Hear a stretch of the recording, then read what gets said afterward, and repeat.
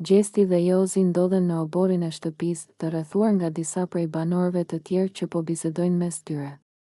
Atmosfera duket e qetë, por Gjesti, si gjithmonë, nuk mund të rrijë pa bërë ndonjë ngacmim. Ai e shikon Jozin, i cili është ulur në një karrige duke pushuar, dhe i afrohet me një buzëqeshje ironike. "Hej, Jozi, si është puna me ty? Kam vënë re që po kalon më shumë kohë duke fryrë muskujt para pasqyrës se sa duke menduar për lojën." I thot ai duke qeshur, ndërsa banorët e tjerë e shikojnë me kurreshtje. Jozi e ngre kokën dhe e shikon me një vështrim të habitur. "Qa po thua, Gjesti?" I përgjigjet ai, duke mos e marrë shumë seriozisht. Gjesti vazhdon ta provokojë, duke e shikuar me ironi nga kokat e këmbët. "Po ja, thjesht po mendoja, duket sikur ke më shumë muskuj se tru. Si e ke bërë këtë kombinim?" Thot ai duke qeshur, ndërsa disa prej banorëve fillojnë të qeshin me shakan e tij. Jozi buzëqesh me ironi dhe tund kokën. "Gjesti, ti s'mund ta kuptosh, se ndoshta nuk ke as njërin, as tjetrën." I përgjigjet ai, duke tentuar t'ia kthejë me të njëjtën monedhë. Gjesti qesh dhe i vendos një dorë në shpatull. "Po pra, Jozi, unë të paktën e pranoj që nuk jam ndonjë supermen si ty, po ti, pse nuk pranon që truri yt punon pak më ngadalë se bicepsat?"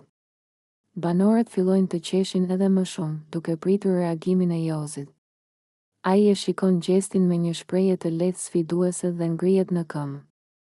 "Dëgjoj, Gjesti, nëse do të flasim për tru, mos u mundo të më provokosh, se ndoshta të duhet pak më shumë përvojë që të arrish nivelin tim." Gjesti vazhdon të qesh dhe ngre duart në shenjë dorëzimi. Mirë, mos u acaro. Unë thjesht po bëja shaka. E di që zemrën e ke të madhe, edhe pse mendja ndonjëherë të lë pas." Jozi tund kokën dhe ulet sërish, duke qeshur me ironi. "Po mirë, Gjesti, do të shohim se kush do të dalë më i zgjuar në këtë lojë." Tensioni mes tyre bie dhe të gjithë banorët vazhdojnë të qeshin me ngacmimet e tyre, duke e kthyer situatën në një moment gazmor mes tyre. Egli dhe Gjesti janë ulur pranë njëri tjetrit, të zhytur në biseda të ndryshme, kur papritur Egli vendos të ndajë një mendim që i ka shkuar në kokë prej disa kohësh. Ajo e shikon Gjestin me një buzëqeshje të lehtë, sikur po planifikon diçka të çuditshme, por edhe të guximshme. "Gjesti, kam një ide," i thot ajo, duke e parë drejt në sy me një shprehje serioze, por edhe pak lozonjare. Gjesti ngre vetullat, i intriguar nga mënyra si ajo e thot këtë. "Çfarë ideje, Egli? Çfarë po mendon tani?" E pyet ai, duke buzëqeshur lehtë. Egli merr frym thellë dhe më pas e thot troq, "Po sikur kur të dalim nga këtu, të bëjmë një fëmijë bashkë." Gjesti shtanget për një moment, duke e parë me habi.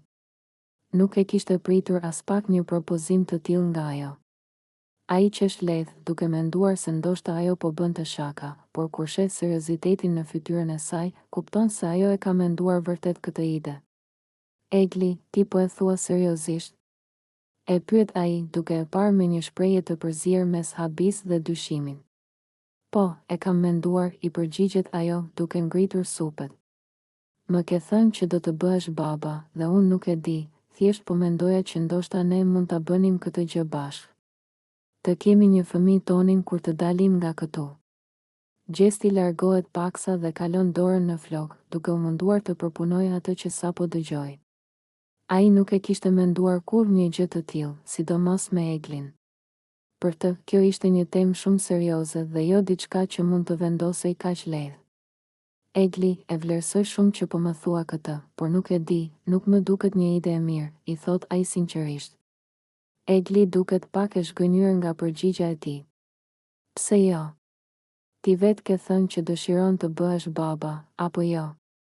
"Po, kam thënë, por kjo nuk është diçka që mund të vendoset kështu, si një lojë apo si një plan spontan," shpjegon ai me një ton të butë.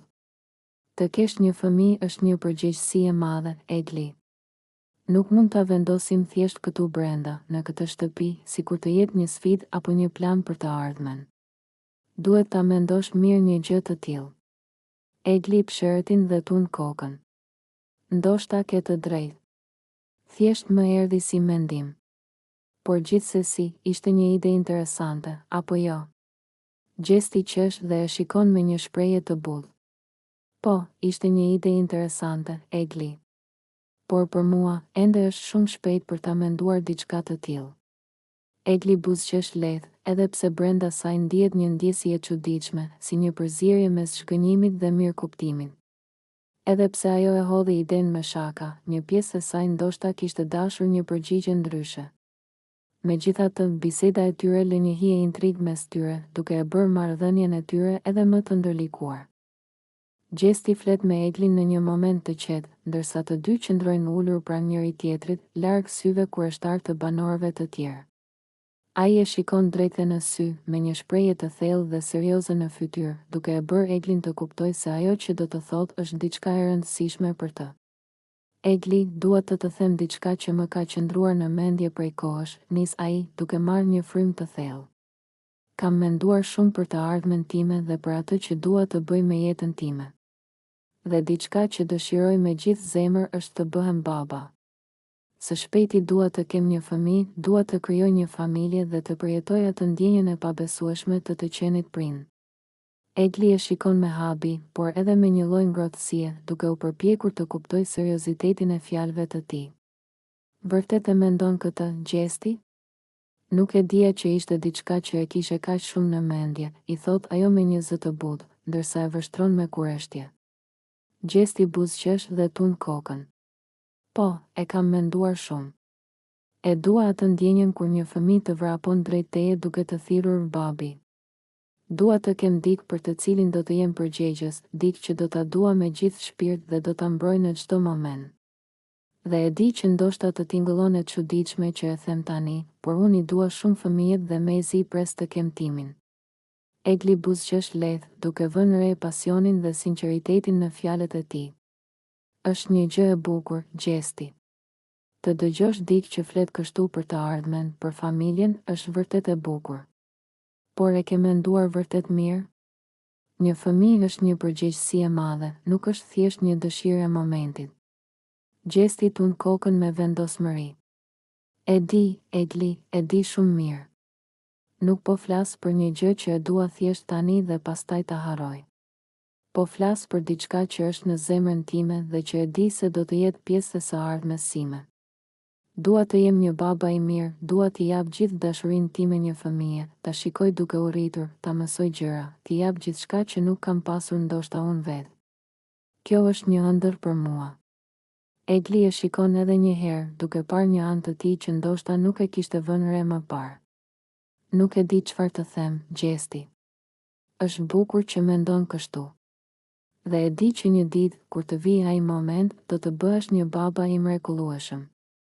Gjesti buzëqesh, I kënaqur që e ndau këtë mendim me të. Faleminderit, Egli. Kjo do të thotë shumë për mua.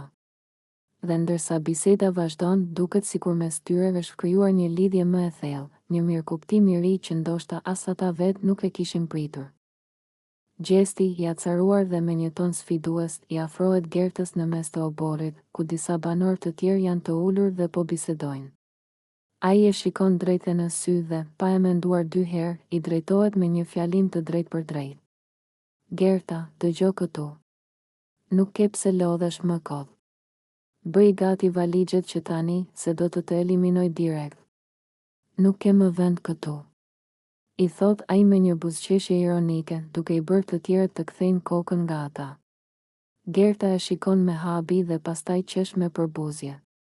Gjesti, më fal, po kush je ti që vendos kush ikën dhe kush qëndron? Mos ndoshta je bërë pronari I shtëpisë dhe se dim? Gjesti tund kokën dhe qesh me ironi. Jo, s'jam pronari I shtëpisë, por po të them me siguri që unë do të siguroj daljen tënde nga këtu. Ke bërë mjaft, e lodhe veten dhe të gjithë të tjerët. Gerta nuk tërhiqet dhe I afrohet edhe më shumë. Nëse dikush do të dalë nga kjo shtëpi, atëherë të jesh I sigurt që nuk jam unë. Ti e ke problem me mua sepse unë nuk jam nga ato që heshtin dhe të ndjekin pas. Ti do njerëz që të binden, por unë nuk jam e tillë. Gjesti bëhet më serioz dhe I afrohet edhe më shumë, duke e sfiduar me shikim. Shiko, Gerta, mos mendo se ke ndonjë shans. Unë e di shumë mirë se si funksionon loja dhe ta them unë, ti nuk do të rezistosh gjallë. Gerta e shikon me inat dhe tund kokën. Shikoje veten më mirë para se të bësh plane për të tjerët. Ndoshta do të habitesh se kush del I pari. Ndërkohë, disa nga banorët fillojnë të komentojnë, duke parë që debati mes tyre po nxehet gjithnjë e më shumë. Duket se asnjëri nuk ka ndërmend të tërhiqet dhe konflikti mes Gjestit dhe Gertës sapo ka filluar. Jozi dhe Gjesti ndodhen në mes të oborrit të shtëpisë, të rrethuar nga banorët e tjerë që po I vëzhgojnë me kurreshtje. Situata duket e tensionuar, pasi Jozi, I acaruar, I drejtohet Gjesti me një ton të ashpër dhe të vendosur. Ti je një tradhtar, Gjesti. Nuk e di si mund të jesh kaq I pabes. Thot ai me nervozizëm, duke bërë një hap përpara drejt tij. Gjesti, I qetë dhe me një buzëqeshje të lehtë në fytyrë, e shikon me një shprehje lozonjare. Nuk duket as pak I prekur nga fjalët e Jozit, madje e sheh si një debat të parëndësishëm. Ai qesh lehtë dhe tund kokën, duke u mbështetur pas divanit. Po mirë, Jozi, pse je kaq I mërzitur? Çfarë të kam bërë unë ty? I thot ai me një ton të butë, sikur po tallet. Jozi mërzitet edhe më shumë nga qëndrimi I tij dhe I afrohet edhe më tepër. Mos u bëj sikur nuk di gjë. E di shumë mirë se për çfarë po flas. Ti ke tradhtuar njerëzit që të kanë besuar dhe pastaj sillesh sikur nuk ka ndodhur asgjë. Gjesti buzëqesh edhe më shumë dhe I thot me qetësi, Jozi, të betohem që nuk e kam iden për çfarë po flet. Më shpjego pak më mirë, se ndoshta kam humbur diçka. Kjo përgjigje e acaron akoma më shumë Jozin, I cili tashmë e ndjen sikur Gjesti po e provokon me qëllim. Mos bëj sikur nuk kupton. Ti e di shumë mirë. Je tradhtar dhe nuk ke as pak besnikëri. Ndërkohë, disa nga banorët e tjerë fillojnë të vëzhgojnë me kurreshtje dhe të murmurisnin mes tyre. Ata po presin që Gjesti të reagojë ose të kundërshtojë, por ai, si gjithmonë, e ruan qetësinë e tij dhe vazhdon të qesh. Pse je kaq I inatosur, Jozi? Po të them të qetësohesh. Nuk ja vlen të acarohesh për asgjë, I thot ai, duke u ngritur më në fund në këmbë dhe duke I vënë dorën lehtë në shpatull. Jozi e largon dorën e tij menjëherë. Mos më prek. Nuk dua të kem asnjë lidhje me një njeri si ti. Gjesti qesh sërish dhe kthen shikimin nga banorët e tjerë. E shihni? Ai po acarohet kot, ndërsa unë po rri I qetë. Ndoshta unë jam tradhtar, por të paktën nuk acarohem për gjëra të vogla. Kjo përgjigje shkakton të qeshura mes disa banorëve të tjerë, ndërsa Jozi, I irrituar, largohet nga aty, duke tundur kokën. Nuk ja vlen të debatosh me ty, Gjesti. Ti je njeri I pa ndjenja. Gjesti, duke qeshur, ulet përsëri dhe vazhdon të shijojë momentin, duke treguar edhe një herë se nuk e lejon askënd ta nxjerrë nga vetja. Gjesti dhe Rozana përplasen në një debat të tensionuar në mes të shtëpisë, ndërsa të gjithë banorët I shikojnë me kurreshtje. Ai, me një shikim të mprehtë dhe një ton sfidues, I drejtohet Rozanës me fjalë të ashpra. Ti je një dhelpër dinake, Rozana. Ti gjithmonë bën sikur je në anën e dikujt, por në fund luan për interesat e tua. I thot ai, duke e parë drejtë në sy. Rozana ngrit vetullat me ironi dhe kryqëzon krahët. Po unë jam dinake? Hajde, mos më bëj të qesh, Gjesti. Nëse ka dikush që I luan të gjithë, ai je ti. I përgjigjet ajo me një buzëqeshje të lehtë por plot sarkazëm. Gjesti tund kokën me nervozizëm dhe afrohet pak më shumë. Unë nuk bëj lojra pas krahëve, Rozana. Unë flas hapur. Ndërsa ti bën sikur je me mua, por në fakt, në çdo rast më ke dal kundër. Unë e di shumë mirë se çfarë lojrash po luan ti. Rozana qesh me ironi dhe lëviz duart me shkujdesje. Ti mendon se të gjithë janë kundër teje, por ndoshta problemi nuk është te unë, por te ti. Ti je ai që krijon armiq kudo dhe pastaj akuzon të tjerët. Debati vazhdon të nxehet dhe banorët përreth fillojnë të shkëmbejnë shikime mes njëri tjetrit, të habitur nga ashpërsia e fjalëve mes tyre. Gjesti nuk ndalet dhe I afrohet akoma më shumë. Unë e di shumë mirë që ti po përpiqesh të më nxjerrësh keq, por nuk do ja dalësh. Nuk kam nevoj për dinak si ty rreth meje. Rozana tund kokën dhe qesh sërish, këtë herë më me përbuzje. Nuk të duhet dikush si unë, por prap nuk rri dot pa më përmendur. E shikon, gjesti, ndoshta problemi yt është që nuk di të dallosh miqt nga armiqt. Tensioni mes tyre sa vjen e rritet, ndërsa të tjerët ndjekin debatin me interes, duke pritur të shohin nëse do shpërthej akoma më shumë apo dikush do ndërhyj për t'i ndalur. Rozana dhe Gjesti përplasen në një debat të ashpër në mes të shtëpisë, ndërsa të tjerët i vështrojnë me kureshtje. Zëri i Rozanës ngrihet ndërsa ajo, me një shikim të acaruar, i drejtohet Gjestit me një ton përçmues. Largohu, Gjesti. Nuk dua të flas më me ty.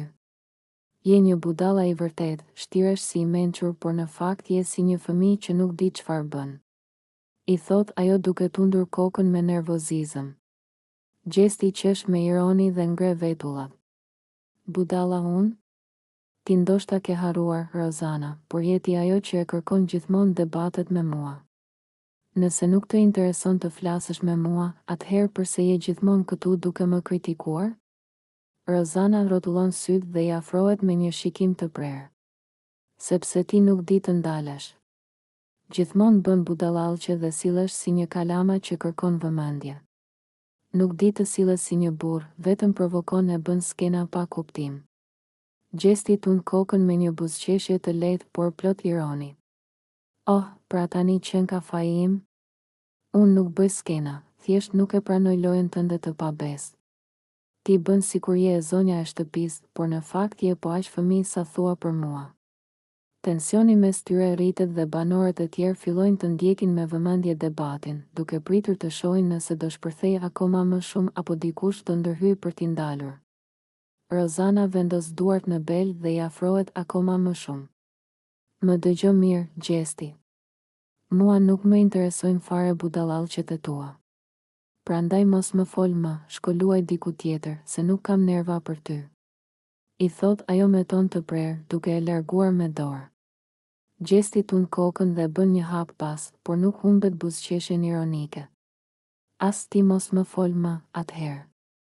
Le të shohim kush do të jetë i pari që do kthehet për të folur.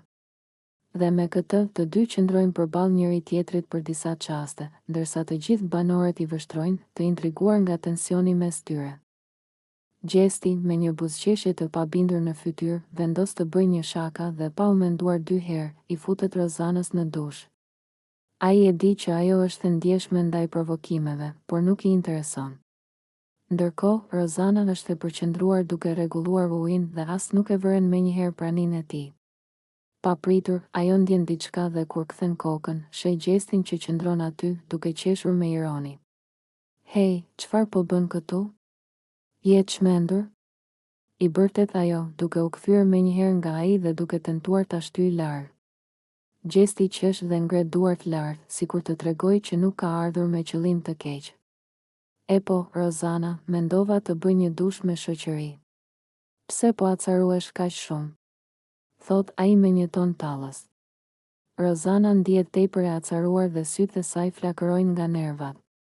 Dil menjëherë jashtë. Nuk është fare e hijshme kjo që po bën. Kush të dha aty të drejtën të më hysh në dush, i bërtet ajo, duke e shtyrë më fort. Gjesti bën një hap pas, por nuk e ndal dot të qeshurën. E mirë, mos u nxeh kaq shumë, thjesht një shaka ishte. Nuk e di pse po e dramatizon kaq shumë, thot ai, duke e parë me një shikim ngacmues. Rozana nuk e përballon dot me arrogancën e tij dhe i merr një peshqir, duke e goditur në krah. Dil jashtë, mos më acaro më shumë. Gjesti më në fund kthehet për të dalë, por ndërsa del nga dera, kthen kokën dhe i thot me një buzëqeshje ironike, shumë nervoze je, Rozana. Të duhet pak humor në jetë. Rozana e shikon me inat ndërsa ai largohet. Shiko mos më provo më kështu, sepse herën tjetër nuk do e kalosh kaq lehtë. I thot ajo me nervozizëm. Banorët e tjerë dëgjojnë zhurmën dhe shikojnë nga dera e banjës, duke u habitur se çfarë ka ndodhur. Gjesti vazhdon të qesh ndërsa largohet, ndërsa Rozana tund kokën dhe mundohet të qetësohet nga inati. Gjesti dhe Egli po kalojnë momente të bukura së bashku, duke lënë pas tensionet dhe debatet e mëparshme. Ata qeshin dhe ngacmojnë njëri tjetrin, duke u dukur më të afërt se kurrë. Si duket, atmosfera mes tyre është plot energji dhe lojra, ndërsa të tjerët i shikojnë me kurreshtje. Teksa janë pranë pishinës, Gjesti e shikon Eglin me një buzëqeshje dinake dhe i thot: "Po të shoh që po bën sikur nuk do të futesh në ujë, por e di që brenda pak minutash do të jesh brenda." Egli tund kokën dhe qesh, duke u përpjekur të largohet nga ai. "Mos u mundo, Gjesti, nuk do të më shtysh në pishinë. E di shumë mirë lojën tënde." Por Gjesti nuk dorëzohet aq lehtë. Ai i afrohet ngadalë dhe papritur e kap Eglin nga beli, duke e ngritur lart. Egli fillon të bërtas mes të qeshurash, duke u përpjekur të shpëtojë nga duart e tij. "Gjesti, mos. Do të hak me rem," thot ajo me një ton gjysmë serioz dhe gjysmë argëtues.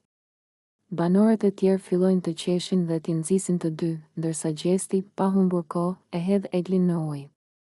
Ajo bie me një spërkatje të madhe, ndërsa Gjesti qesh me zë të lartë. "E dija që do të përfundoje brenda," thot ai, duke i bërë shenjë fitores. Por Egli nuk e lë me aq. Ajo del nga uji dhe, pa u menduar dy herë, i hidhet sipër Gjestit, duke e tërhequr me forcë në pishinë. Tani të dy janë brenda, duke u spërkatur me ujë dhe duke qeshur me të madhe.